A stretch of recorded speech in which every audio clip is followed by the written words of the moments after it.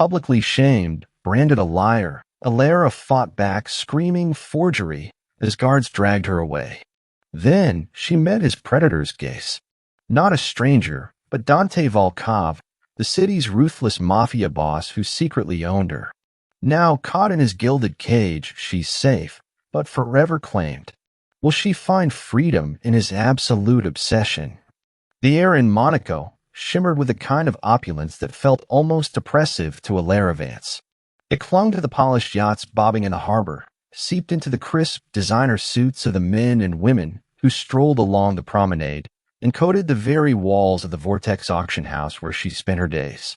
For most, Monaco was a glittering promise, a playground paved with diamonds and desire. For Alara, it was a gilded cage, its bars woven from crippling debt and the relentless ticking of a clock she couldn't silence. Her small apartment, tucked away on a quieter, less ostentatious street far from the seafront glamour, offered little reprieve. The morning light, usually a comforting presence, now felt harsh, exposing the threadbare edges of her existence. Dust motes danced in the sparse beams, illuminating stacks of unopened bills on her chipped kitchen counter, each envelope a fresh stab of dread. The faint scent of stale coffee and desperation seemed to linger, a constant, unwelcome companion. Alara ran a trembling hand through her dark, usually neatly tied hair, now a loose cascade around her shoulders. Her eyes, typically bright with the meticulous focus of an art restorer, were shadowed with exhaustion, reflecting the countless sleepless nights spent poring over ledgers that only ever seemed to grow. She was a gifted artisan, an appraiser with an uncanny eye for authenticity, a skill honed since childhood, but talent rarely paid exorbitant medical bills. Her grandmother, the formidable yet fragile Beatrice Vance, was her anchor and her heaviest burden. The finest specialists in Nice came at cost that mocked Alara's modest salary. Each treatment, each prescription, felt like another link forged in a heavy chain binding Alara. The worst part wasn't just the money. It was the suffocating fear of what would happen if she couldn't keep up. The thought of losing Beatrice, her last living relative, twisted her gut into a knot of cold despair. But Beatrice wasn't the only thing at stake. The Vance family's art studio, a crumbling yet beloved space nestled in a charming older quarter of Monaco, was the very heart of their legacy. It smelled of turpentine, linseed oil, and the faint, sweet memory of generations of artists. Its walls were imbued with stories. Its nooks and crannies held whispers of brushes on canvas, of inspiration, of love. More importantly, it housed the antique silver locket. Seemingly unremarkable to the untrained eye, it was Beatrice's most prized possession, inherited through a lineage of women who spoke of its hidden power, its secrets. A power Alara, in her practical, logical mind, had always dismissed as folklore. Yet something about its weight in her palm always felt strangely resonant, almost foreboding. Losing the studio meant losing everything. It meant severing the last tangible connection to her family's past, to the woman she was before the weight of the world pressed down so heavily. The foreclosure notices had started subtly, then escalated, each red stamp a fresh wound on her already frayed nerves. She had tried to negotiate, to plead, to bargain. But the nameless, faceless entities that held her grandmother's debts seemed impervious to reason, their demands unwavering. It was as if a hidden hand was pulling the strings, orchestrating her downfall with cruel, deliberate precision. That hidden hand, Alara was beginning to suspect, belonged to Julian Thorne. The name itself felt like a sour taste in her mouth. Her superior at Vortex, he was a man carved from sharp angles and colder ambition, always impeccably dressed in suits that whispered expensive without shouting it. His office, unlike the vibrant chaos of Alara's restoration lab, was a minimalist shrine to sterile efficiency, all polished chrome and muted tones. He never raised his voice, never lost his composure, but his eyes, the color of flint, missed nothing. He had an unsettling habit of appearing silently behind her, his presence a sudden, chilling drop in temperature. Ms. Vance, his voice, smooth as polished marble, would cut through the hum of her work. A moment, if you please. Those moments usually involved subtle criticisms disguised as constructive feedback, or probing questions about her personal life wrapped in a veneer of concern. He knew about her grandmother. He knew about the studio. He always seemed to know more than she volunteered. It was a suffocating awareness, like living under a constant, invisible gaze. Yesterday, he had called her into his office. The leather of the guest chair felt cold beneath her fingertips. The air conditioning was set impossibly low, a deliberate discomfort. Alara, he had begun a rare, unsettling use of her first name. I've heard whispers. Concerns about your focus. He paused, allowing the silence to stretch, to amplify her internal trembling. These personal distractions, they can be quite detrimental to one's career trajectory at Vortex. Wouldn't you agree? He hadn't explicitly threatened her, but the unspoken implication hung heavy in the frigid air. He knew she was desperate. He knew her vulnerabilities, and he was using them. Alara had swallowed, her throat suddenly dry. She had worked too hard, sacrificed too much to lose her position at Vortex, the only lifeline she had left. I assure you, Mr. Thorne, she had managed, her voice steadier than she felt. My commitment to Vortex is absolute. Any personal matters are strictly compartmentalized. Thorne had merely offered a tight, humorless smile, his gaze lingering on her for a beat too long. Good. Because the upcoming charity gala is paramount. Every detail must be flawless, especially the star piece. He had pushed a glossy file across his desk. The Ethelred brooch. Ensure its authentication is, shall we say, beyond reproach. A chill, colder than the office air, had snaked down Alara's spine. The Ethelred brooch was a legendary piece, almost mythical, rumored to hold a unique flaw that only the most discerning eye could detect. Why was Thorne, who usually handled the high-profile items himself, entrusting her with the final authentication? It felt like a test, or a trap. As she walked out of his office, the heavy door clicking shut behind her, Alara felt the weight of the gilded cage pressed down harder than ever. She was a talented artisan, but she was also a pawn, caught between the relentless demands of her grandmother's illness and the insidious machinations of a man who saw her desperation as an opportunity.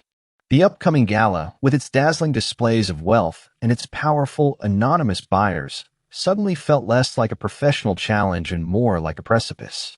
She had to be flawless. She had to survive. But little did she know, the game was already in motion. And the man who truly controlled the board wasn't Thorne, but someone far more dangerous, far more powerful, already lurking in the shadows, waiting for his moment to claim his prey. And the Ethelred brooch, with its hidden secrets, was merely the first piece to move. The air in the grand ballroom of the Vortex auction house was thick with the scent of lilies and ambition. Crystal chandeliers, dripping with light, cast 1,000 fragmented rainbows across the polished marble floor, illuminating a tableau of Monaco's elite. Women in gowns that shimmered like liquid starlight clutched champagne flutes, their laughter tinkling like delicate wind chimes.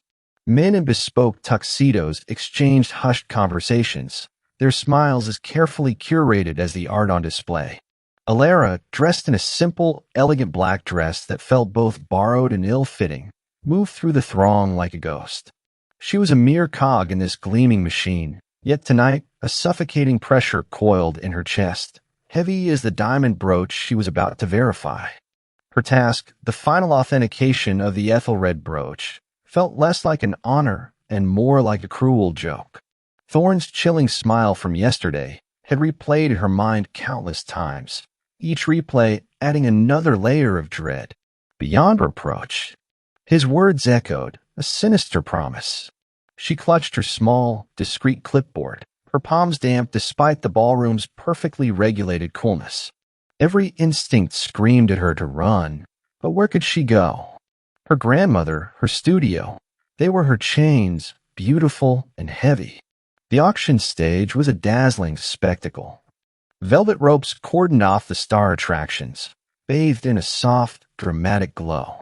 The Ethelred brooch sat nestled on a cushion of dark silk, encased in a thick, bulletproof glass display.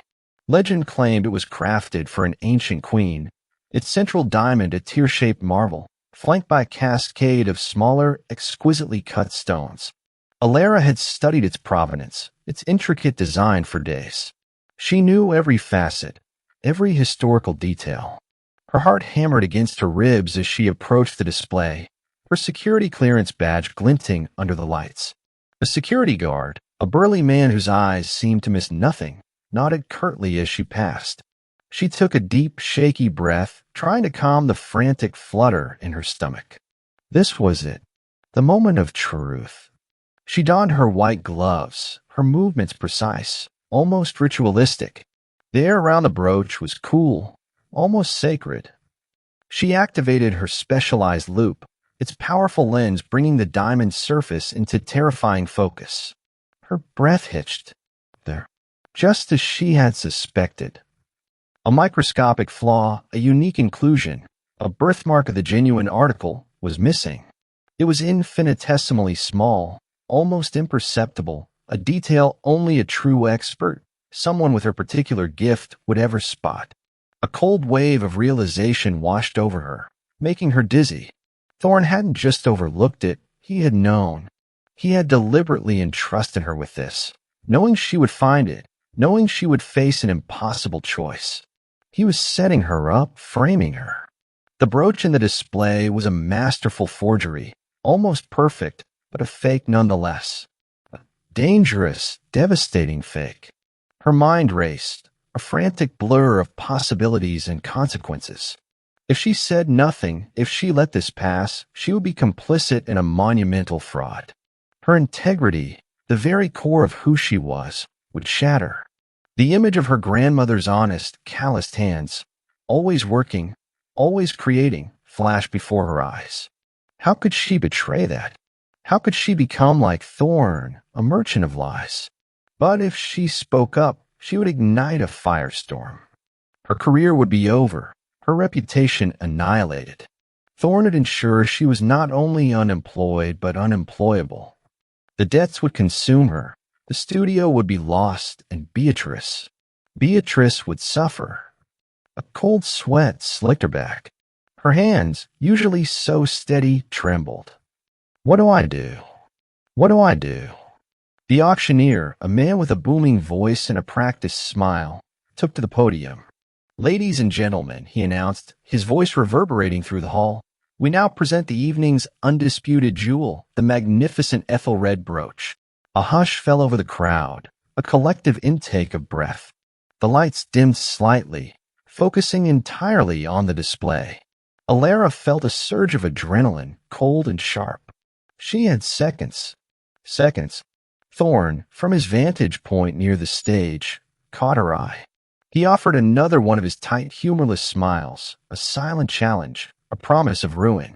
His confidence was a physical presence, radiating smugness. He knew what she knew, and he believed she was too trapped, too afraid to act. But then the image of her grandmother's studio, filled with the ghosts of laughter and creativity, flashed in her mind. The locket, pulsating with its unspoken history. The children she'd seen playing in the narrow streets, oblivious to the undercurrents of greed. Her father's words, long forgotten but now ringing clear. Always choose truth, Alara, even when it hurts. A desperate, defiant courage flared within her. She was hunted, yes, but she wouldn't be broken. She wouldn't be a pawn. The auctioneer began his spiel, extolling the brooch's history, its flawless beauty. Starting bid, 5 million euros. A ripple of murmurs, then hands began to rise. The bidding intensified, a rapid-fire exchange of wealth and status. 5 million, 6, 7. Alara took one last, trembling breath, her eyes fixed on Thorn's smug face. He thought he had won. He thought she would buckle. Sold, the auctioneer declared, his hammer poised, ready to strike down. Forgery, the single word, torn from Alara's throat, ripped through the opulent silence like a gunshot. It was raw, desperate, imbued with every ounce of her fear and her integrity. The hammer froze midair. A collective gasp swept through the ballroom. Heads snapped towards her. The tinkle of glasses stopped. Laughter died. A chilling, absolute silence descended, broken only by the frantic pounding of Alara's own heart. Thorne's face, moments before radiating smug triumph, contorted into a mask of pure, unadulterated fury. Security. Remove this hysterical woman, he roared, his smooth facade finally cracking. Two burly security guards, their faces grim, moved towards Alara with terrifying speed. She stumbled back, clutching her clipboard like a shield. It's a fake. The Ethelred brooch is a forgery. Thorne knows, she cried, her voice cracking, but refusing to be silenced. The room erupted into a cacophony of whispers, gasps, and flashing cameras. Reporters, sensing blood, surged forward, their lenses pointed at her, at the brooch, at the now furious Julian Thorne. The elegant gala had devolved into utter chaos. As the guards seized her arms, their grip bruising, Alara struggled, her mind screaming. This was it. Then. Her career, her life, all of it, burning to ashes. She cast a desperate glance across the room, past the stunned faces, the gaping mouths, the flashing lights. And then she saw him. He stood near the edge of the crowd, slightly apart, a singular dark silhouette against the shimmering backdrop of the ballroom. Dante Volkov, the collector. He hadn't moved. He hadn't flinched. His tailor black tuxedo seemed to absorb the light, making him appear even more imposing, more dangerous. His jaw was set, a sharp, hard line. His eyes, the color of cold, polished obsidian, were fixed on her. Not with judgment, not with anger, but with an unnerving, predatory intensity. It was a gaze that didn't just see her, it claimed her. It was a look that promised both absolute destruction and an equally absolute, terrifying protection. He was the anonymous, powerful buyer Thorne intended to swindle. He was the most dangerous man in the room. And he was watching her as she was dragged away, struggling, screaming, her desperate truth swallowed by the ensuing pandemonium. As the guards pulled her towards a side exit, her feet scrambling for purchase on the smooth marble, she kept her eyes locked on his. His expression was unreadable, yet within the depths of those dark eyes, she saw something flicker, a spark of interest, a flash of recognition, and perhaps a chilling premonition of ownership. The heavy oak doors slammed shut behind her, cutting off the deafening roar of the crowd, plunging her into a sterile, brightly lit corridor. But the image of his eyes, so dark and compelling, remained seared into her mind. She was free from the ballroom, but a new, far more dangerous cage had just begun to form around her. And the collector, she realized with a fresh wave of terror, held the key. The sterile chill of the security office was a stark contrast to the chaos Alara had just left. The fluorescent lights hummed, a relentless, buzzing reminder of her predicament, casting harsh, unforgiving shadows across Thorne's triumphant smirk. He sat opposite her, flanked by two stone-faced security personnel, a picture of cold, calculating power. The expensive scent of his cologne, usually subtle, now felt cloying, suffocating. Ms. Vance, Thorne began, his voice devoid of any warmth. Your outburst tonight was unprofessional, unwarranted, and frankly, a blatant attempt to sabotage a crucial charity event. He steepled his fingers, his gaze unwavering. We cannot tolerate such instability. Effective immediately, you are suspended pending a full internal investigation. Alara's breath hitched. Suspension. It was worse than she'd imagined. Her mind reeled. Sabotage? Mr. Thorne, I merely spoke the truth. That brooch was a fake, and you know it. You were going to let a forgery pass, defraud a client. Enough. Thorne's voice snapped, a sharp crack in the quiet room. Your wild accusations hold no weight. The brooch was authenticated. Flawless. Your claims are baseless. Perhaps stress has clouded your judgment, Alara. We are concerned for your well-being. His words were laced with a saccharine condescension that made her skin crawl. He wasn't concerned. He was twisting the knife. Concerned, she scoffed, a bitter laugh escaping her lips. You set me up. You gave me that brooch, knowing I'd find a flaw, hoping I'd stay silent, or if I spoke, you'd have an excuse to get rid of me. Her voice trembled, raw with indignation and a desperate, rising fear. One of the security guards stepped forward, his shadow falling over her. "Ms. Vance, please cooperate. Any further outbursts will be met with appropriate action." She felt a wave of utter helplessness wash over her. It was his word against hers, and his word was backed by money, power, and a meticulously crafted reputation. She was just a solitary art restorer, now branded as unstable, a saboteur. The sheer injustice of it burned in her veins, hot and acrid. Thorne leaned forward, his eyes gleaming with malicious satisfaction. "Your access to vortex systems has been revoked. Your personal effects will be couriered to your address. I suggest you refrain from making any further allegations, lest you find yourself facing legal repercussions for defamation." He paused, letting the threat sink in.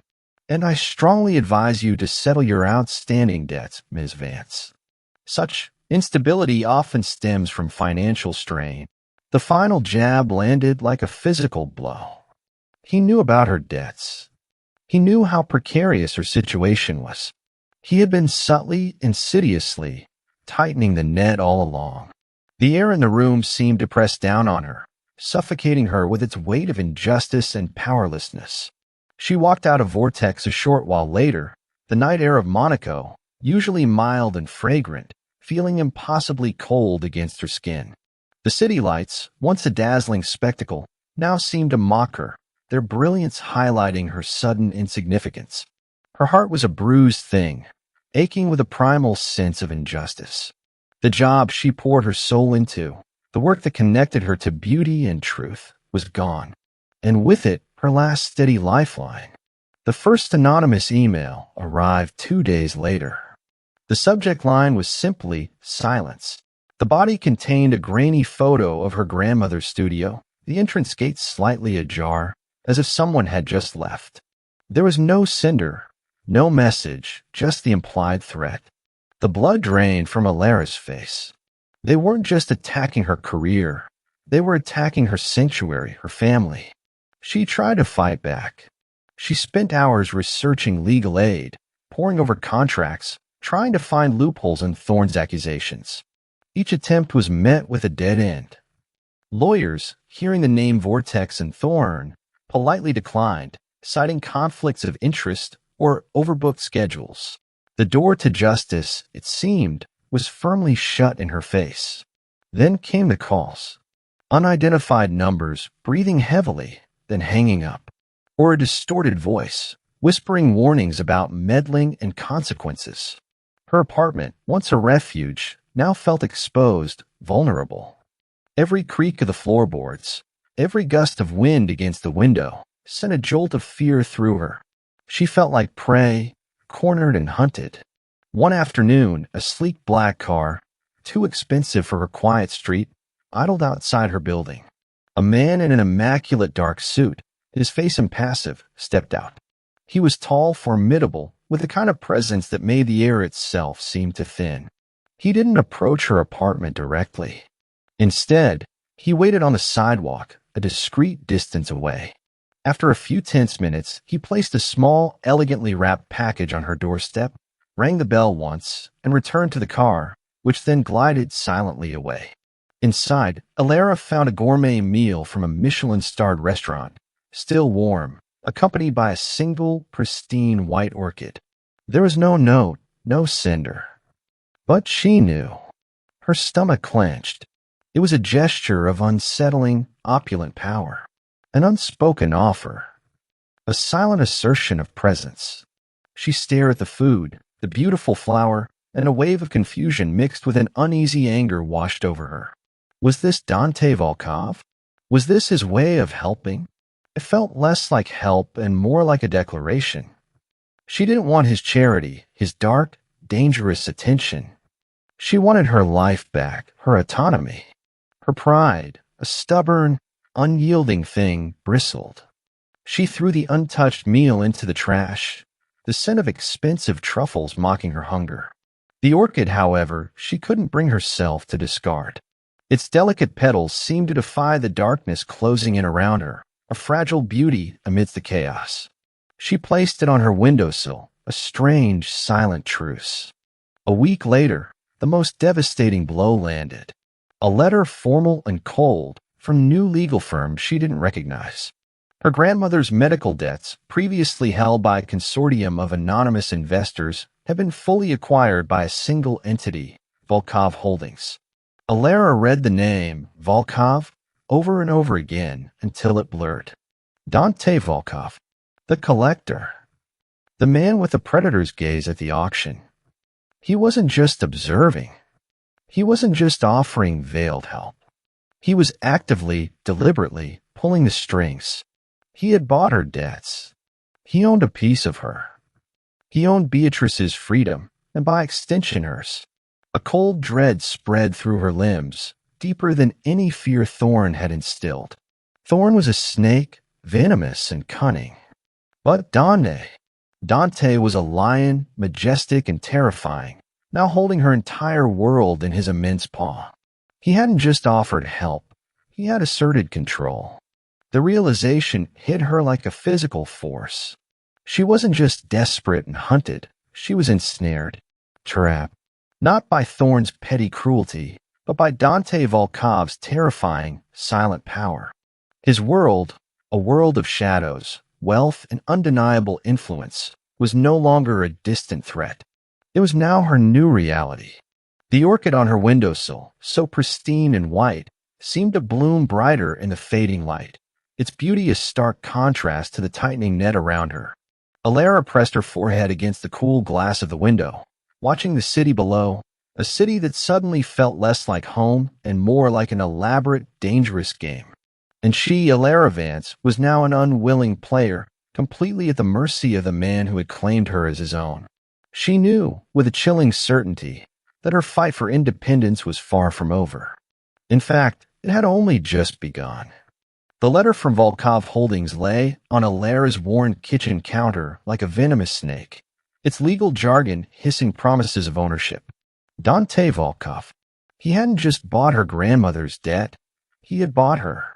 The realization was a devastating blow, far more potent than Thorn's petty machinations. This wasn't a game for Julian Thorn to play. This was a chessboard where Dante moved the very squares. Her fragile apartment, once her sanctuary, now felt like a paper-thin shell, exposed and utterly indefensible.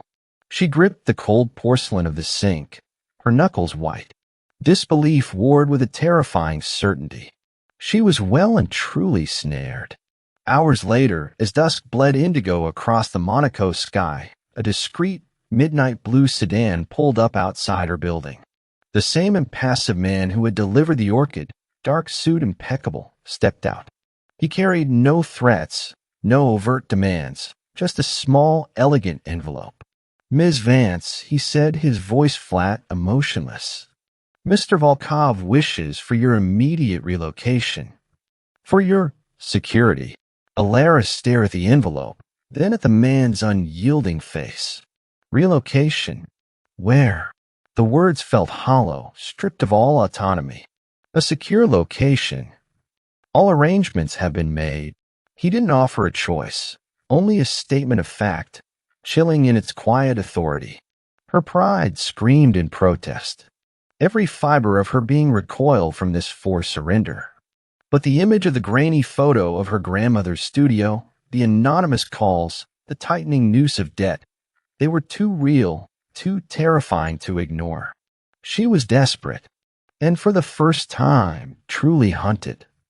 With a choked sigh of reluctant defeat, she nodded. "Give me an hour."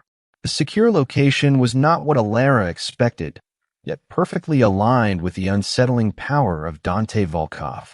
It wasn't a dungeon, but a penthouse, occupying the entire top floor of a sleek obsidian tower that pierced the Monaco skyline. The air, even indoors, felt thinner, as if she had ascended above the very breath of ordinary life.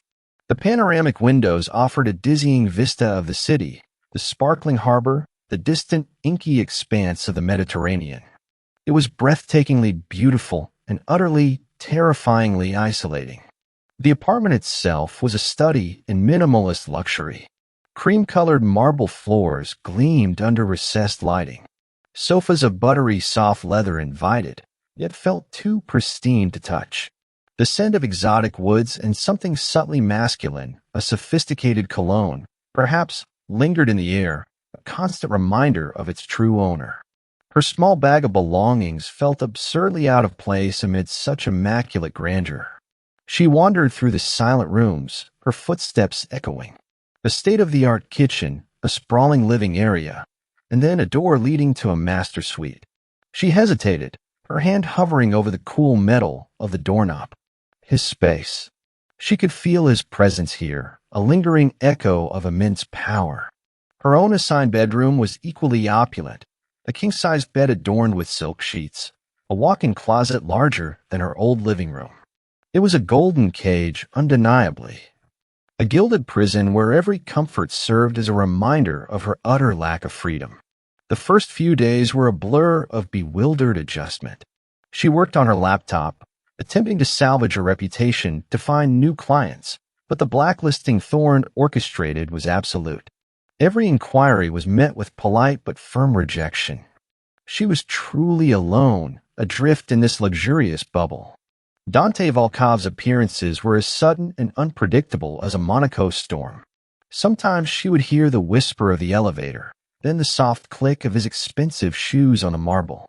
He moved with a silent, predatory grace, his presence filling the vast space without effort, a subtle shift in the atmospheric pressure.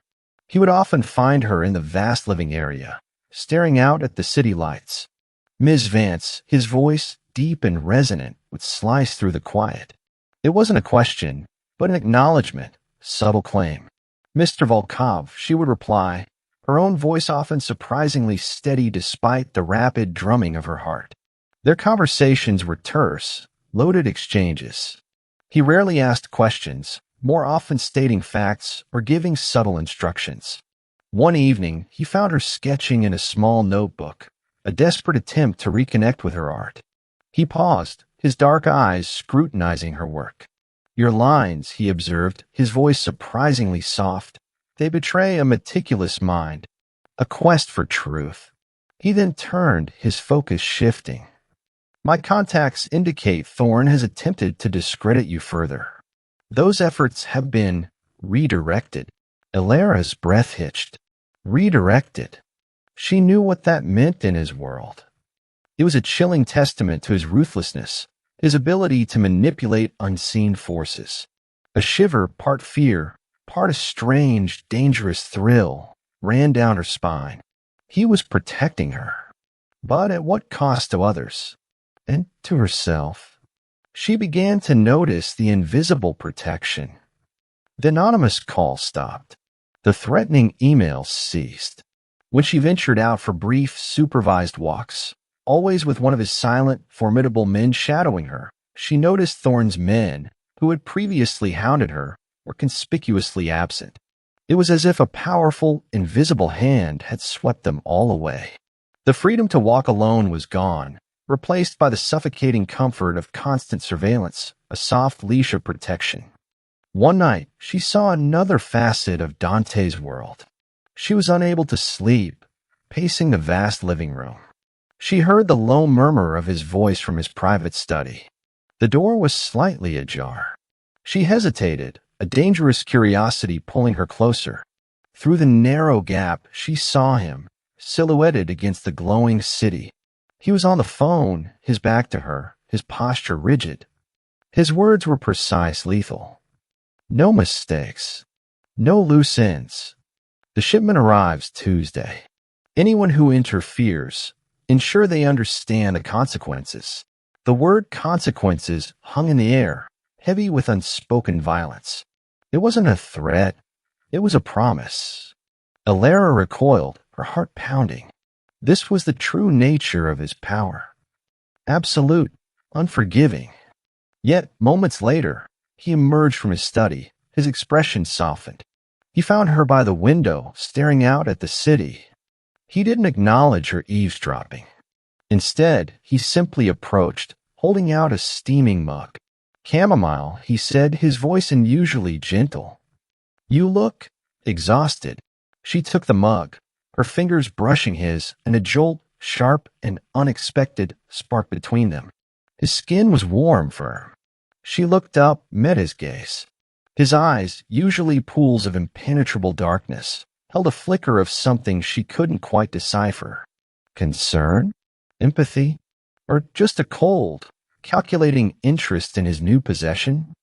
"Thank you," she managed, her voice barely a whisper. The tea was warm, soothing, a stark contrast to the icy terror she had witnessed moments before. He merely nodded, his gaze sweeping over her face. "You worry too much, Alara. You are safe here. Protected."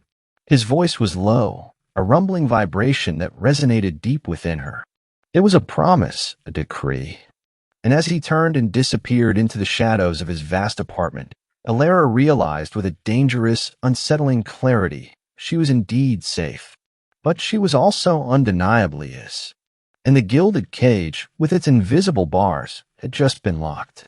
The penthouse apartment, with its breathtaking views and oppressive silence, had become Alara's gilded cage. Days bled into weeks, each one a stark reminder of her captivity, however luxurious. Dante Volkov's unseen hand maintained an unsettling equilibrium. The anonymous threats against her had ceased, but so too had her freedom. His men, silent, watchful, shadowed her rare excursions, their presence a constant, chilling reminder that she was always under his gaze. The chamomile tea he'd offered that night had been a fleeting warmth, quickly overshadowed by the cold, hard truth of his control. Yet, despite the suffocating lack of autonomy, a sliver of safety had begun to bloom, fragile and dangerous, within her. It was a terrifying paradox. She hated him for stealing her independence, but a primal part of her acknowledged the insidious comfort of his impenetrable protection. Then Thorn struck again, a viper in the tall grass. The morning started like any other in her opulent prison. Alara sat at the sleek, minimalist breakfast bar, nursing a cup of artisanal coffee she hadn't brewed herself. The news feed on the oversized flat screen, typically displaying global market trends and obscure art acquisitions, flashed a familiar, jarring headline: Vortex scandal deepens, disgruntled employee blamed for Ethelred brooch incident. Her stomach lurched, the bitter coffee turning to ash in her mouth. Her name, Alara Vance, was splayed across the screen, beneath a blurry, unflattering photo taken during the auction chaos. The article, clearly orchestrated by Thorn, painted her as a volatile, unstable opportunist, driven by personal financial woes to sabotage a prestigious event. It mentioned her grandmother's crippling medical debts, her struggling studio, all twisted into a narrative of desperate, calculated malice. The online comments were a torrent of vitriol: gold digger, unstable fraud, attention seeker. Each word was a fresh, stinging wound, peeling away the last vestiges of her professional integrity. A hot, furious flush crept up her neck. This wasn't just character assassination. It was a public shaming, designed to strip her of any credibility she might ever hope to regain. Thorn was not merely trying to silence her. He was actively seeking to annihilate her, to ensure no one would ever believe her truth. She dropped the tablet onto the marble counter with a sharp clatter. Her hands trembled, not just from anger, but from a resurfacing, gut-wrenching fear. She was alone, truly alone against a man who wielded not just his own influence, but the invisible power of Dante Volkov, who, despite his protection, remained an enigma, a shadow. Later that afternoon, a desperate, reckless urge overcame her. She had to see the studio, her sanctuary. She pleaded with Matteo, Dante's primary, silent guard, for permission. His eyes, usually unreadable, held a flicker of something she might have mistaken for reluctance. He made a call, spoke in hushed, rapid Italian, and after a tense silence, nodded. "Mr. Volkov permits a brief visit." Accompanied, the drive through Monaco's familiar streets felt alien, dreamlike.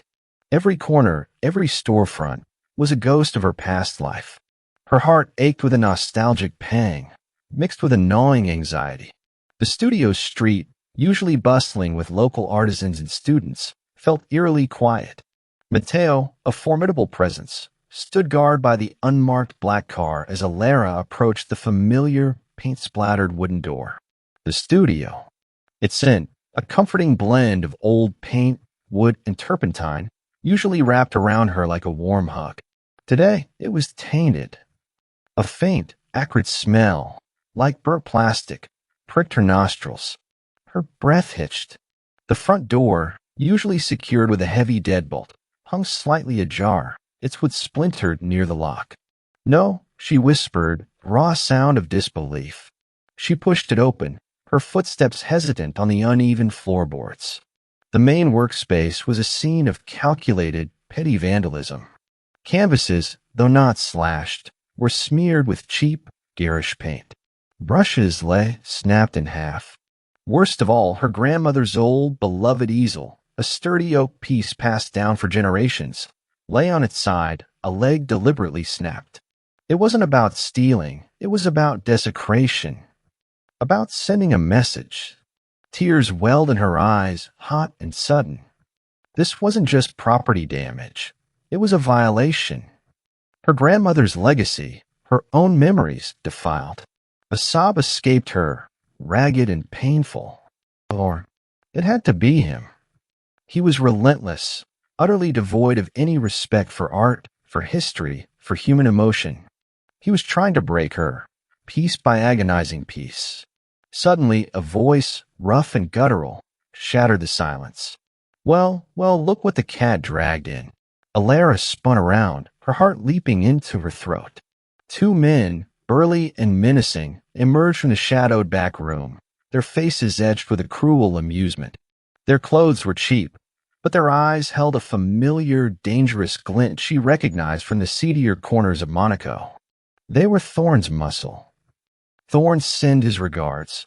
One of them sneered, stepping closer, his heavy boots scuffing the floor. The stench of stale cigarettes and cheap cologne wafted from him. Says you should learn to keep your pretty mouth shut and stop interfering with things that don't concern you. Alara instinctively retreated, her back hitting a paint-splattered workbench. Her pulse hammered, a frantic drumbeat against her ears. Fear, cold and sharp, pierced through her carefully constructed veneer of calm. Despite Mateo's presence outside, these men had dared to enter. Thorne was growing bolder, more desperate. You should leave, she managed, her voice trembling, but holding a thread of defiance. This is private property. The second man laughed, a harsh, grating sound. Private? Not for long, sweetheart. Thorne's got big plans for this little dump. And for you, if you don't wise up. He reached out, a thick, grubby finger tracing a path along her jawline. His touch was cold, violating. Before his finger could linger, a blur of motion. Mateo, who had been a silent sentry at the entrance, was suddenly inside, a dark, unstoppable force. His hand, quick as a viper, snatched the man's wrist, twisting it with an audible crack. A strangled yelp tore through the air. The other thug, momentarily stunned, fumbled for something in his jacket. Mateo moved again, a silent efficient machine. A swift, brutal kick to the gut sent the first man sprawling, gasping for air. The second, still fumbling, found himself slammed against the wall, Mateo's forearm pressed against his windpipe, his face impassive but deadly. You will forget you saw her here. Mateo's voice was a low growl, and you will convey to Julian Thorne that he has overstepped. Severely. The thugs, battered and terrified, scrambled out, whimpering apologies. Mateo watched them go, then turned to Alara, his gaze softening almost imperceptibly. Are you harmed, Miss Vance? Alara shook her head, still breathless, her heart slowly decelerating.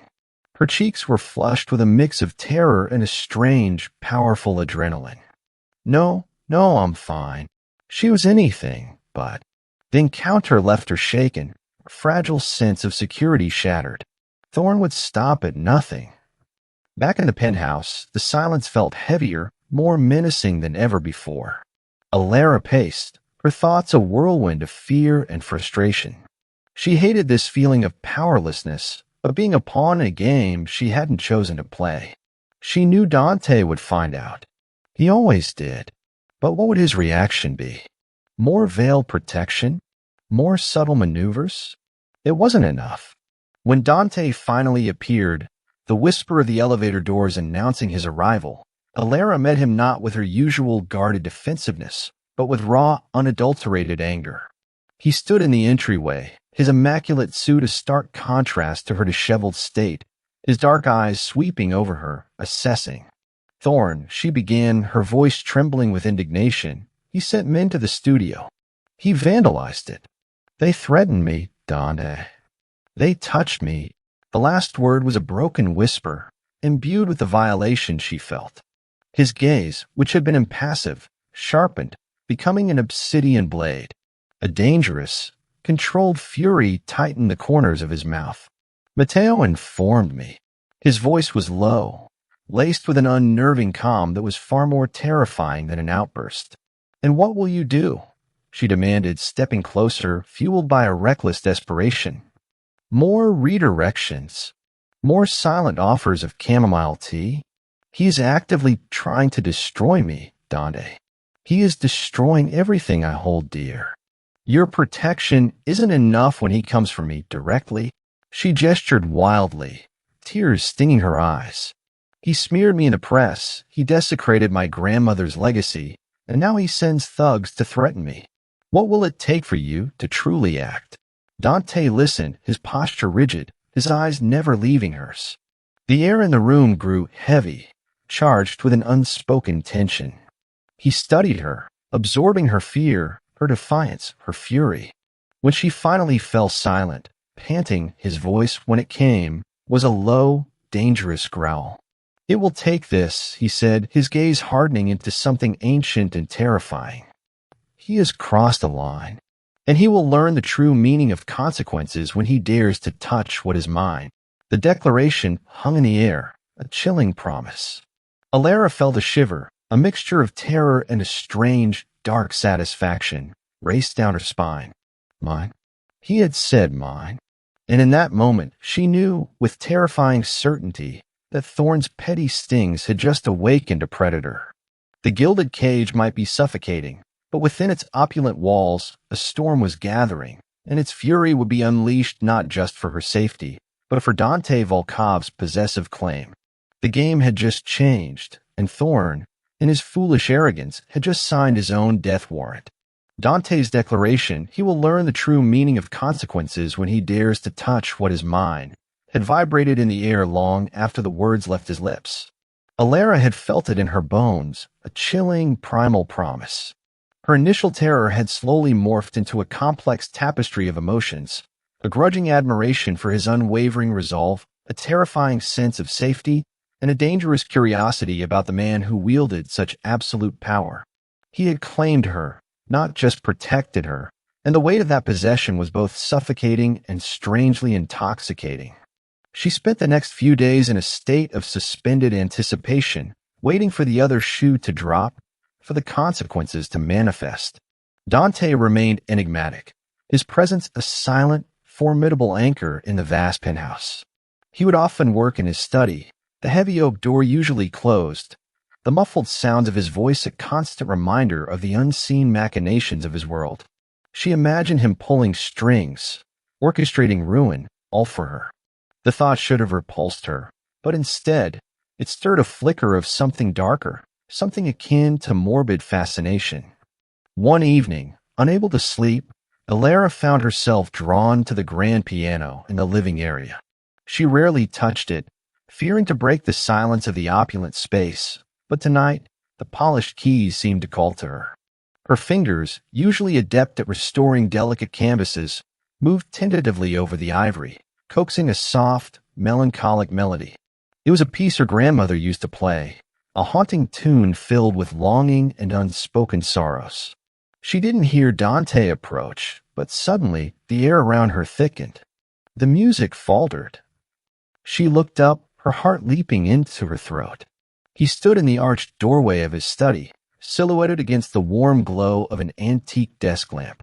His tie was loosened, the top two buttons of his crisp white shirt undone, revealing a glimpse of tanned skin. He looked less like the formidable collector and more like a man, weary at the edges, perhaps even burdened. He didn't speak, just listened, his dark eyes fixed on her. The silence stretched, pregnant with unspoken questions. Alara felt exposed, vulnerable, her raw emotions laid bare by the music. Yet, she also felt an inexplicable pull, a dangerous sense of intimacy in this quiet, shared moment. "You play beautifully," he said finally, his voice a low rumble, devoid of its usual sharp edges. He walked closer, his steps soft, unhurried, until he stood beside the piano, his gaze still on her. "That piece, it holds a certain sorrow." Alara's fingers stilled on the keys. "It was my grandmother's favorite," she whispered, her voice husky. She used to say it reminded her of things lost, but also of hope that lingers. She looked up at him, truly looked at him, for the first time saw past the impenetrable facade. There was a faint, almost imperceptible line etched between his brows, a ghost of a frown that spoke of burdens carried silently. Shadows clung to the sharp planes of his cheekbones, hinting at sleepless nights. He was not just power. He was a man touched by a profound darkness, marked by the world he inhabited. Hope, he mused, the word tasting foreign on his tongue. He turned his gaze to the vast city lights twinkling outside, his profile sharp against the inky blackness. "My world, there is little room for such sentiment. Only consequences." He paused, a long, heavy silence. "That night at Vortex, your truth. It was a dangerous anomaly in a sea of well-crafted lies." Alara felt a strange warmth bloom in her chest, mingled with a prickle of fear. He saw her, truly saw her. "Why did you protect me?" The question was bold, reckless, but she needed to know. He turned back to her, his eyes usually so guarded, holding a flicker of something she couldn't quite name. "Regret? A fleeting weariness? You possess a purity, Alara, an integrity that is rare. A vulnerability I found compelling." His voice was low, almost a confession. "My world is built on artifice, on shadows and transactions. You were a light, unexpected and defiant, threatening to expose the ugliness. And I couldn't allow that light to be extinguished by men like Thorn. Not when I had the power to prevent it." He reached out, his long fingers hovering just above her hand on the keys, not touching, but close enough for her to feel the warmth radiating from him. "You were meant for better things than being a casualty in another man's greed." The intensity of his gaze, the unexpected honesty in his words, sent a shiver through her. It wasn't just about protecting his investment in her debts. It was something more, something deeper, more possessive. He saw her as a rare artifact, a precious piece he had to acquire to safeguard. It was a terrifying, yet undeniably potent form of devotion. "My family's world, it wasn't always so different," Alara confessed, the words tumbling out before she could stop them. The dangerous trust had taken root. The locket, the one Thorn wanted. She withdrew the delicate silver locket from beneath her dress, where it always rested against her skin. The cool metal felt strangely heavy in her palm. "It's more than just an antique. My grandmother always whispered stories about it. Said it held a secret. A map, a key, a connection to something ancient and powerful.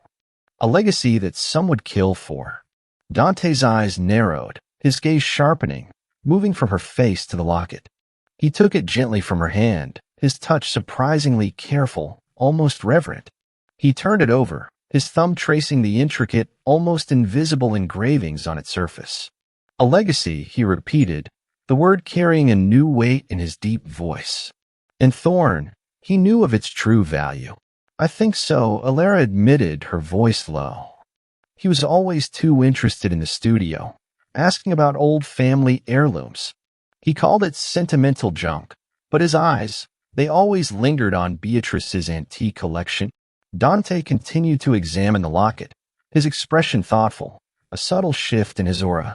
The cold, analytical collector was at work, yet there was also a new, almost possessive intensity in his focus. A powerful artifact, hidden in plain sight, protected by a lineage of truth seekers. "Thorn is a fool for underestimating its potential. And yours." He looked up, his eyes meeting hers, a silent, powerful connection forged in the shared revelation. There are many forces in the city, Alara, that seek such things. Power, hidden in history. You hold more than just beauty. The implication hung in the air, thick with unspoken dangers. The locket wasn't just a family keepsake. It was a beacon drawing predators. And now, by sharing its secret with Dante, she entwined her destiny even more irrevocably with his. He was not just a protector. He was now inextricably linked to her most cherished, most dangerous secret. He was the shadow that embraced her, the darkness that would guard her light. And for the first time, Alara felt a terrifying understanding. She was not merely protected by him. She was a part of him, a treasure he would guard with ruthless ferocity. The boundary between them, already blurred, had just dissolved entirely. The fragile truce Alara had found within Dante's gilded cage had, against all odds, deepened into a dangerous, intoxicating understanding. Sharing the secret of the locket, whispering its ancient whispers to him in the quiet intimacy of the penthouse, had forged a new, unsettling bond. She had seen the flicker of something akin to empathy in his obsidian eyes, a momentary softening that belied the formidable exterior of the collector. He hadn't just taken her secret. He had absorbed it, claimed it as his own, his possessive gaze promising an impenetrable shield. For a fleeting, terrifying period, Alara allowed herself to believe that perhaps, just perhaps, this dangerous man was her salvation, a dark night in a world she no longer recognized. Dante, in his own silent way, encouraged this fragile trust. He began to allow her supervised visits to her grandmother, carefully orchestrated, always with Matteo or another hulking shadow in tow. Beatrice, frail but ever sharp, seemed to bloom under Alara's renewed presence, oblivious to the ominous undertones. Alara even found herself returning to the vandalized studio, her heart aching but also fiercely determined. Dante had seen to its initial repairs, swift, efficient, untraceable. The broken easel had been replaced, the smeared canvases cleaned. It was a silent testament to his reach, his resources. He seemed to want her to reclaim her purpose, even if it was within the confines of his omnipresent watch. But the illusion of safety in Dante Volkov's world was a luxury Alara could ill afford. Thorn, though publicly disgraced and largely invisible since Dante's consequences, was not a man to accept defeat. He was a viper, retreating into the shadows only to gather more venom, to find new allies. The trap, when it came, was meticulously laid, preying on Alara's deepest vulnerabilities. It started with a cryptic email. It wasn't anonymous, but from a legitimate-looking art collective, inviting her to a private viewing of a newly discovered collection of impressionist sketches, a period and style she adored, at a small, independent gallery on the outskirts of Monaco, far from the gleaming towers and Dante's watchful eyes. The email hinted at potential collaboration, a chance to rebuild her career, to finally escape the suffocating shadow of Vortex and Julian Thorne. It was a lifeline, shimmering with hope. Alara hesitated. Her instincts, sharpened by weeks of living under subtle threat, screamed caution. But the allure of her art, the desperate craving for a semblance of her old life, gnawed at her. This wasn't some back-alley meetup. It was a legitimate gallery, albeit a new one. She thought of Beatrice, her medical bills, the ever-present weight of financial strain. A collaboration could be her way out, a path to true independence. And besides, Matteo would be with her. She told herself it would be fine. She needed it to be fine. She brought the invitation to Dante. He was in his study, reviewing documents on a massive screen, the soft glow illuminating the hard angles of his face. He listened, his expression unreadable as she explained, her voice gaining a desperate eagerness she hadn't felt in weeks. "It's a chance, Dante," she pleaded, using his first name, a habit that had grown dangerously comfortable between them. A real chance to work again, without Thorne's shadow. It's my art." He turned from his screen, his gaze sweeping over her, intense and calculating. A new gallery. On the periphery. Unestablished. His words were flat, devoid of emotion, yet they carried the weight of 1,000 unspoken warnings. "It is a risk, Alara. Everything is a risk," she retorted, a flash of her old defiance returning. "But I can't stay here forever, hidden away. I need to work. I need my life." He regarded her for a long, silent moment, and Alara felt a shiver of unease. Was this the breaking point? Would he deny her, assert his absolute control? But then, to her surprise, he gave a slow, almost imperceptible nod. "Very well. Matteo will accompany you. He will be inconspicuous. You will carry this." He reached into a drawer, pulling out a sleek, black device, no larger than her thumb. "It is a tracker. Do not remove it. Do not leave his sight." Alara stared at the tracker, a tiny, cold disk. More chains, but also a concession. A dangerous compromise. "Thank you," she said, the words feeling brittle on her tongue. It was not freedom, but it was a step towards it, however small and fraught with peril.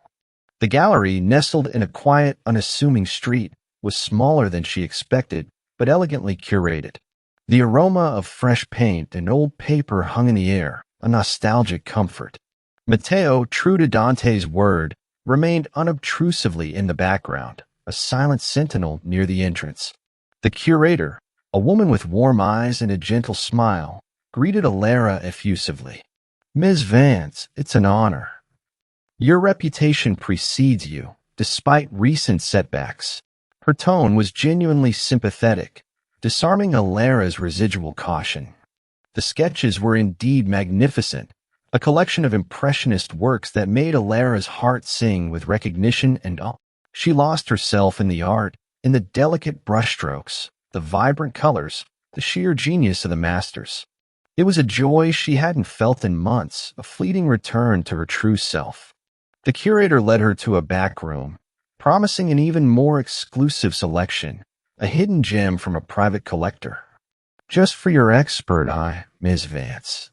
We value your discretion." The room was dimly lit, smaller, filled with canvases draped in white sheets. A faint, almost imperceptible scent pricked at Alara's nose, something sweet, cloying, familiar yet unsettling. She dismissed it as old varnish. The curator gestured to a large, shrouded canvas. "This piece, it requires a truly sensitive touch. A delicate hand like yours." Alara stepped closer, her focus entirely on the art. She reached for the sheet, her fingers brushing the rough canvas beneath. "May I?" A sudden, sharp sting in her neck. Her vision swam. The scent, now overwhelming, assaulted her senses. Chloroform. Her legs buckled. She tried to cry out, but her voice was a strangled gasp, dissolving into the rapidly swirling darkness. The curator's face, moments before kind, twisted into a cruel, triumphant sneer. "Foolish girl," she hissed, her voice now hard, venomous. "Did you truly think Thorn would let you walk away?" A heavy gloved hand clamped over her mouth, muffling her desperate attempt to scream. Another hand, strong and brutal, seized her. The world tilted, spun, and then plunged into an inky blackness. The last thing Alara heard, before oblivion consumed her, was the distant, muffled sound of a car door slamming shut. She awoke to darkness, absolute and suffocating. The air was cold, damp, and smelled of stale concrete, dust, and something metallic, rust, perhaps. Her head throbbed, a relentless drumbeat behind her eyes. Her mouth was dry, her throat raw. Her wrists were bound tightly behind her back, the coarse rope biting into her skin. Her ankles were similarly secured. Panic, cold and visceral, surged through her. She tried to move, but her muscles protested, stiff and aching. Her eyes strained in the blackness, desperately searching for any hint of light, any discernible shape. Nothing. Just an oppressive, impenetrable void. She was in a small, cramped space, perhaps a closet, or a small, abandoned room. The floor beneath her was rough, uneven concrete, chilling her through her thin dress. "Dante," she croaked, her voice weak, a desperate, forlorn whisper in the suffocating darkness. Mateo. Silence. Only the frantic thumping of her own heart echoed in the void. A wave of despair, cold and heavy, crashed over her. She was alone. Truly alone. No gleaming penthouse, no silent bodyguards, no formidable collector. He had allowed this. His protection, once a terrifying comfort, had vanished. He had promised safety, but he had failed. The realization was a bitter, crushing blow, far more painful than any physical constraint. She felt utterly betrayed, abandoned. Hours crawled by, each tick of the imaginary clock amplifying her terror. She tried to remember details, the curator's face, the car door, anything. But the chloroform had ravaged her memory, leaving only fragmented, terrifying images. Suddenly, a harsh grating sound. A sliver of blinding light appeared, then expanded as a metal door creaked open. Alara flinched, her eyes stinging. Silhouetted against the dim light of a hallway, a figure emerged. Tall, familiar, but now radiating a chilling malice.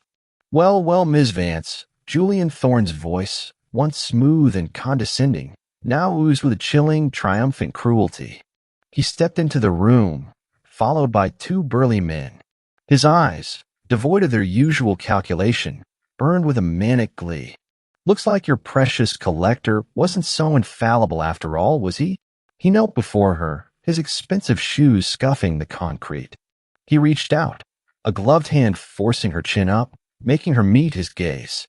Her stomach churned with revulsion and a terrifying, bone-deep fear.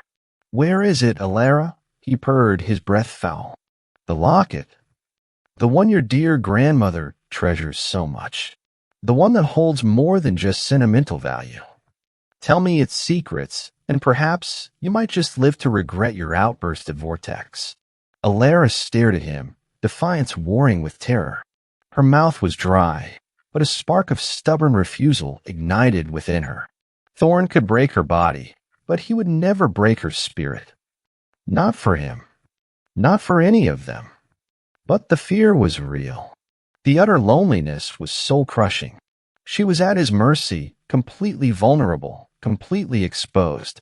And for the first time since Dante Volkov had entered her life, Alara felt truly, utterly without hope. The shadow of his embrace was gone, and in its place, only the icy grip of her impending doom. The stench of stale concrete and Thorne's foul breath filled the cramped, cold room, suffocating Alara. His gloved hand, still gripping her chin with bruising force, made her meet his triumphant gaze. Her vision, still hazy from the chloroform, struggled to focus on his manic glee. He was a monster, basking in her terror, fueled by his own twisted greed. "Where is it, Alara?" he repeated, his voice a low, venomous hiss. "The locket. The one your dear grandmother treasures so much. The one that holds more than just sentimental value. Tell me its secrets, and perhaps you might just live to regret your outburst at Vortex." Fear, raw and debilitating, surged through her, mingling with a burning rage. She tried to pull away, to twist her face from his grip, but the ropes binding her wrists and ankles were unforgiving, digging into her flesh with brutal efficiency. Her heart hammered against her ribs, a frantic drumbeat against the silence of her despair. Donna. He had promised protection. He had given her a tracker. He had allowed her to leave. He had failed.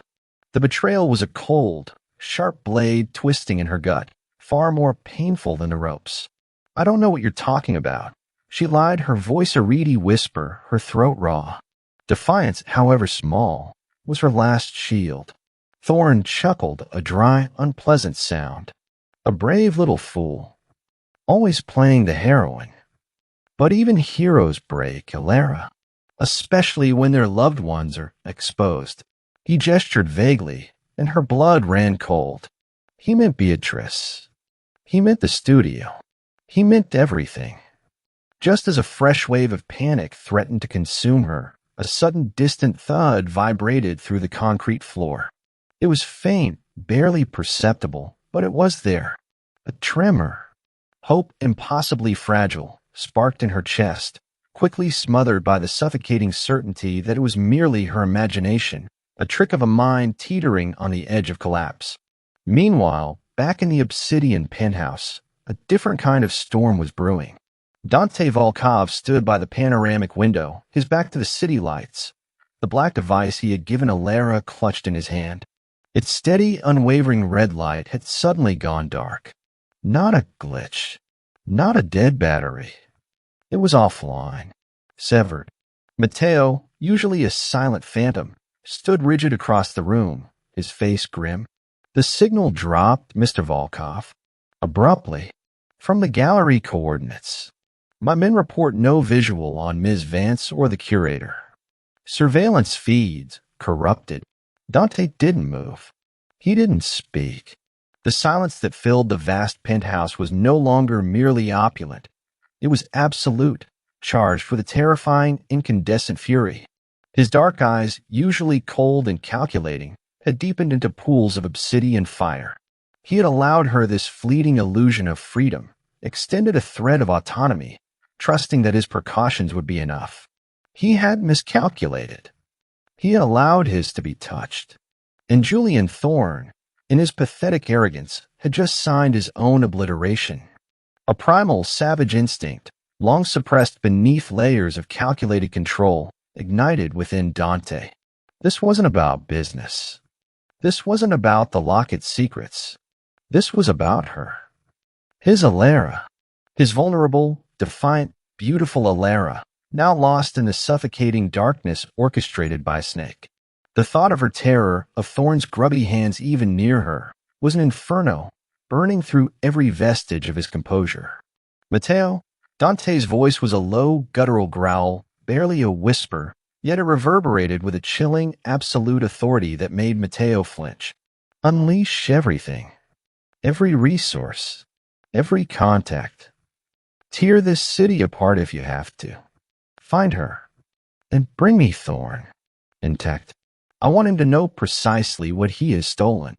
Matteo merely nodded, his face etched with grim understanding, already moving. The penthouse, moments ago silent, erupted into a flurry of hushed commands, rapid-fire phone calls, and the urgent tapping of keyboards. Dante's private network, a subterranean web of intelligence, surveillance, and operatives, sprang to life, a predator awakened from its slumber. Dante didn't wait. He moved with a brutal, single-minded focus. His personal security detail, a small, highly trained unit loyal to him alone, materialized instantly. No questions. No hesitation. They moved like shadows, silent and deadly, their weapons concealed beneath impeccably tailored suits. The tracker was gone, but Dante had other means. His analysis of Thorne's patterns, his vulnerabilities, his hidden illicit connections, had been meticulous. Thorne, a creature of habit despite his cunning, favored an abandoned warehouse district on the far edge of the port, a labyrinth of decaying concrete and forgotten cargo containers for his dirtier dealings. It was a place where light rarely touched, where screams went unheard, a place perfectly suited for his brand of cruelty.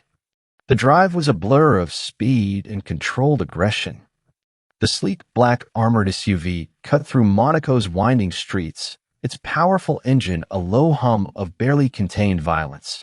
Dante sat in the back, his posture rigid, his gaze fixed, not in the passing lights, but on the unfolding mental map of Thorne's demise. Each passing moment Alara was in that bastard's hands was a fresh torment, a twisting of the knife in his own gut. He would burn this city to the ground before he allowed a single hair on her head to be harmed. Back in the warehouse, Alara's terror had reached a fever pitch. Thorne's men were growing impatient, their threats escalating from veiled suggestions to outright menace. The second thug, the one Matteo had kicked, now nursed a bandaged rib and a simmering resentment. Tick-tock, Alara, Thorne sneered, producing a small, wicked-looking knife from his pocket. The glint of its blade in the dim light sent a fresh wave of icy fear through her. The locket's secrets, or your pretty face suffers the consequences. He ran the cold steel agonizingly slowly along her cheekbone, the subtle pressure a horrifying promise. No. Alara cried, tears streaming down her face, the defiant spark within her flickering, threatening to extinguish under the crushing weight of her fear. I don't know. Please. Just then, a distant crash echoed through the vast, empty warehouse, the sound of splintering wood and tortured metal that vibrated through the very floor. Thorn and his men froze, their heads snapping towards the source. What was that? The thug with the bandaged rib growled, his bravado instantly evaporating. Before anyone could answer, another sound. Closer this time.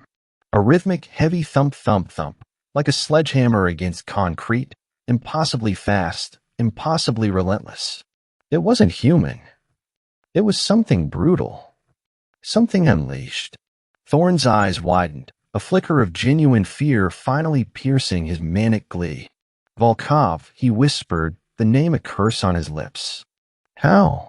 The metal door to their section of the warehouse exploded inwards, ripped from its hinges with a deafening shriek of tearing metal.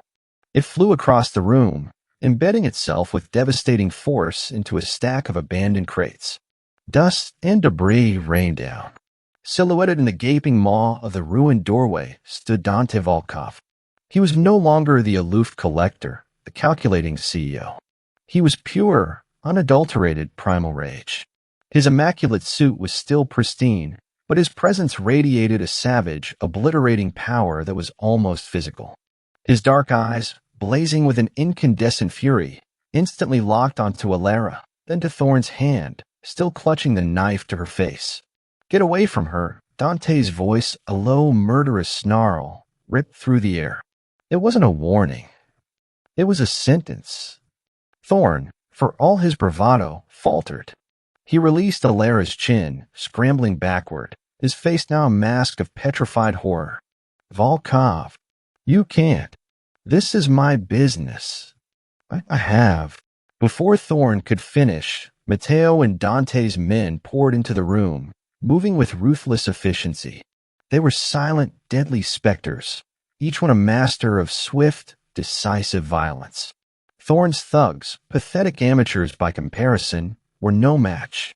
They were disarmed, subdued, or simply obliterated in a blur of brutal, precise strikes. The air filled with grunts, choked cries, and the sickening thud of bodies hitting concrete. Dante, however, had eyes only for Thorn. He advanced, each step deliberate, the sound of his expensive shoes unnervingly soft amidst the chaos. Thorn stumbled backward, tripping over his own feet, his face ashen. The knife clattered from his trembling hand. She is mine, Dante stated, his voice devoid of any human warmth, his eyes fixed on Thorn like a predator on its prey. You dare to touch what is mine. You dare to defile what is mine. He paused, his gaze dropping to Alara, bound and terrified, then back to Thorn, a chilling, almost benevolent smile curving his lips. You will regret this for the rest of your exceedingly short life. Thorn let out a whimper, pure terror contorting his features. He scrambled to his feet, attempting a desperate, futile escape. But Dante was already there, a blur of motion. He seized Thorn by the immaculate lapels of his suit, lifting him effortlessly off the ground. Thorn's feet dangled uselessly, his face purple with fear.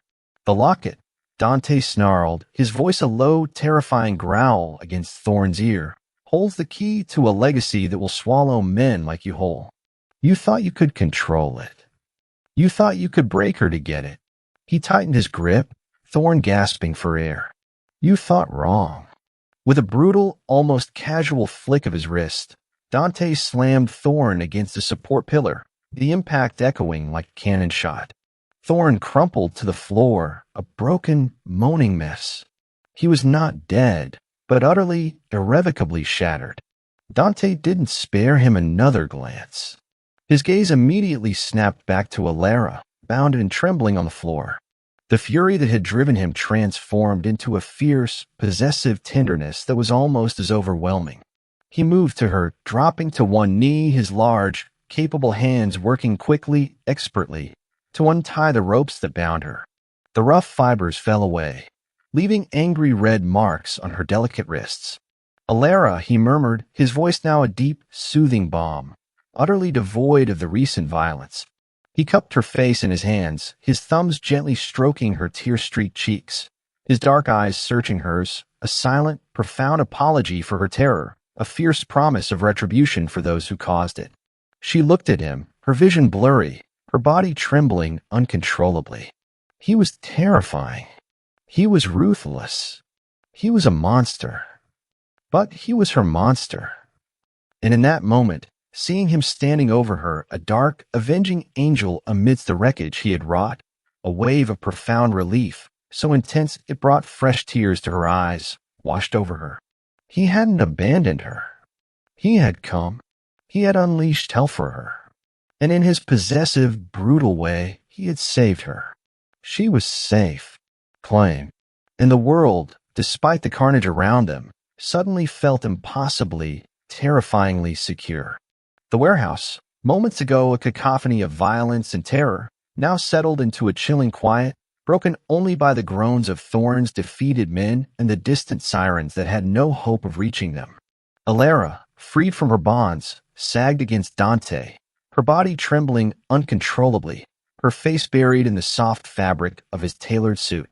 The scent of him, expensive cologne, something smoky and primal, and a faint, metallic tang of violence, filled her senses, an unsettling cocktail that promised both danger and an impenetrable sanctuary. His arms, strong and unyielding, wrapped around her, holding her impossibly close. She felt the steady, powerful rhythm of his heart against her ear, counterpoint to her own frantic beat. His hand stroked her hair, a surprisingly tender gesture amidst the brutal aftermath. "You are safe, Miyakara," he murmured, his voice a deep, vibrating rumble against her scalp. "You are safe now." The Italian endearment, whispered in the aftermath of such savagery, sent a strange jolt through her. She was terrified. Terrified of what she had endured, terrified of the world Dante inhabited, and terrified of the man holding her. Yet, in his embrace, a profound, almost overwhelming sense of relief washed over her, so potent it stole her breath. He had come for her. He had unleashed hell for her. And for a brief, bewildering moment, all she felt was a desperate, burning gratitude. Dante gently lifted her into his arms, carrying her as if she weighed nothing.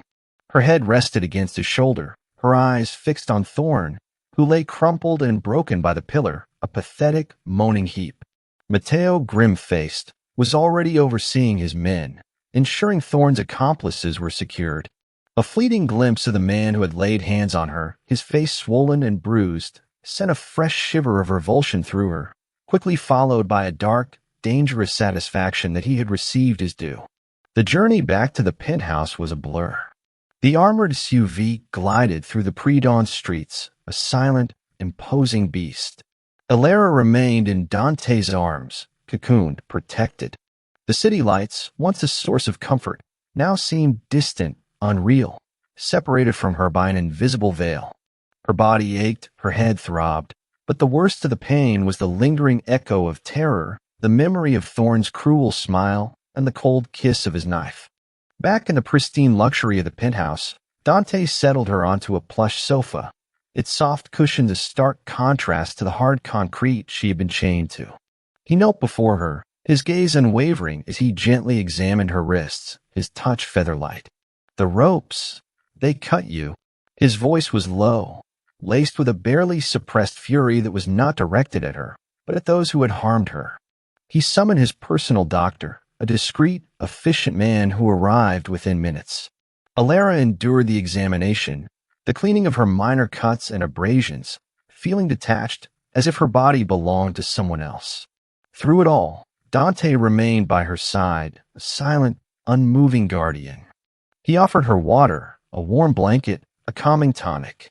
His care was meticulous, absolute, bordering on obsessive. He watched her every move, every flinch, every shiver, his dark eyes reflecting a deep, possessive concern. The next few days were a blur of recovery. Alara barely left the penthouse, the memory of her abduction a phantom pain.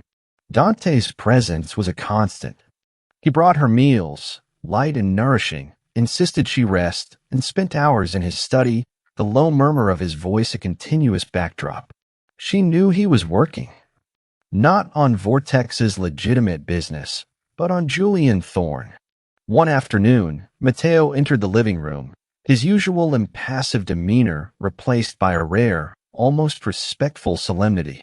He spoke to Dante in rapid Italian, his words a flurry of reports and confirmations.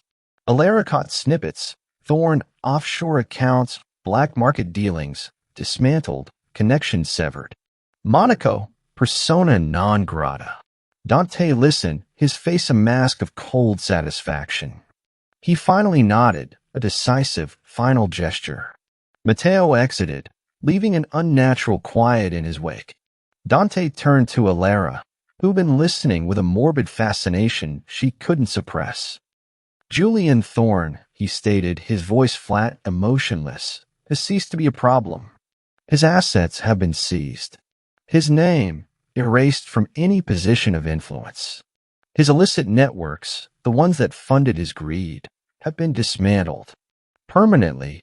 Alara stared at him, a chill running down her spine. Permanently, she whispered, the word hanging heavy in the air. She understood the unspoken implication. In Dante's world, permanently rarely meant simply being jailed. It meant complete, utter annihilation. Not necessarily death, but a life far worse than it, stripped of everything that gave him power, reduced to nothing. He will never again be in a position to harm you or anyone you care for, Dante clarified, his gaze unwavering. He will learn what it truly means to be powerless, to be utterly without recourse. There is a cold, hard justice in his tone, a ruthless finality. Alara felt a wave of conflicting emotions. Relief, profound and dizzying, that her tormentor was gone, but also a visceral terror at the sheer, unbridled power Dante wielded. He was capable of such efficient, merciless destruction. He was a force of nature, a dark god dispensing his own brand of justice. And she had witnessed it, had been the catalyst for it. He sat beside her on the sofa, reaching out to gently take her hand. His thumb stroked the angry red marks on her wrist, his touch a silent promise. This, he said, his voice softer, but no less absolute, was for you. No one touches what is mine. Alara looked into his dark, fathomless eyes, and for the first time, truly understood the depth of his possessiveness. It wasn't just desire. It was an innate, inescapable need to claim, to protect, to own. He was her golden cage, yes, but he was also her impenetrable fortress. He was the chains that bound her, but also the shield that would never let her fall. She had seen his darkness, his brutality, and in that moment, she accepted it. Because it was for her. It was the only way he knew how to love, to protect. A fragile, dangerous acceptance bloomed within her. The world outside, with its legal niceties and moral gray areas, felt distant, irrelevant. Here, in Dante's shadow, in his absolute control, there was a terrible, beautiful clarity. She was claimed. She was his. And in that terrifying, unconditional ownership, Alara found a strange, unsettling peace. She leaned her head against his shoulder, inhaling his scent, feeling the warmth of his presence. Thank you, she whispered, the words heartfelt, tinged with a lingering scent of fear and a dawning, dangerous love. For everything. He held her tighter, his embrace a silent, potent oath. He had brought her back from the abyss, not as a helpless victim, but as a cherished, fiercely guarded treasure. She belonged to him now, utterly and irrevocably. And in the dark, dangerous world of Dante Volkov, that was the most powerful, the most absolute promise of all. Sometimes our greatest strength isn't in fighting alone, but accepting a love that dares to claim us completely. Alara's journey, hunted and desperate, showed us that even when the world tries to define you by your pain, your inherent truth and artistic soul are worth protecting. Her love with Dante, a powerful mafia boss, wasn't conventional. It was a fierce, healing force that rebuilt her life piece by piece, proving that even in the darkest embrace, true belonging can blossom. You, too, are worthy of a love that sees your struggles and fights to make you whole. Your past wounds don't diminish your value. they forge your strength. If this story touched your heart and reminded you of the power of unwavering devotion, please like this video. Subscribe to join our community, where we believe every soul deserves a love that cherishes their light. And tell us in the comments, I'm claimed by my own strength.